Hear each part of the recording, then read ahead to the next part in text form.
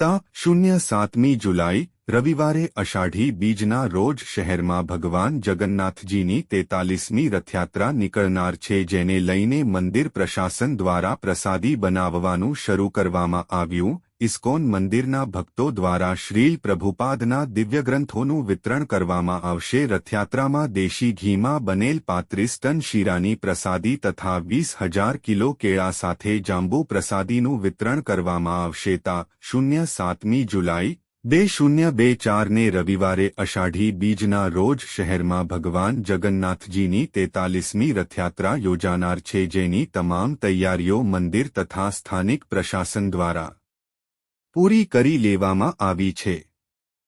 આમ તો દર વર્ષે ઇસ્કોન દ્વારા વિશ્વભરમાં 1000થી વધુ રથયાત્રાઓનું આયોજન કરવામાં આવે છે. દેશમાં સૌથી મોટી રથયાત્રા ઓડિશાના પુરી ખાતે યોજવામાં આવે છે, જેનું આગવું મહત્વ છે. ગુજરાતમાં અમદાવાદ બાદ બીજા ક્રમાંકે વડોદરામાં ભગવાન જગન્નાથજીની રથયાત્રા યોજવામાં આવે છે. આ વર્ષે તા 07મી જુલાઈ રવિવારે અષાઢી બીજે 43મી રથયાત્રા યોજાશે. જેઓએ રથયાત્રા સંદર્ભે વિગતવાર માહિતી આપી હતી, જે મુજબ બપોરે 2:30 કલાકે શહેરના રેલવે સ્ટેશન ખાતેથી 43મી રથયાત્રામાં દેશ વિદેશથી ઇસ્કોનના ભક્તો આવશે. ઇસ્કોનના સંન્યાસી ભક્તિ વિકાસ સ્વામી અને વરિષ્ઠ ભક્તો આ રથયાત્રાની શોભાવૃદ્ધિ કરશે.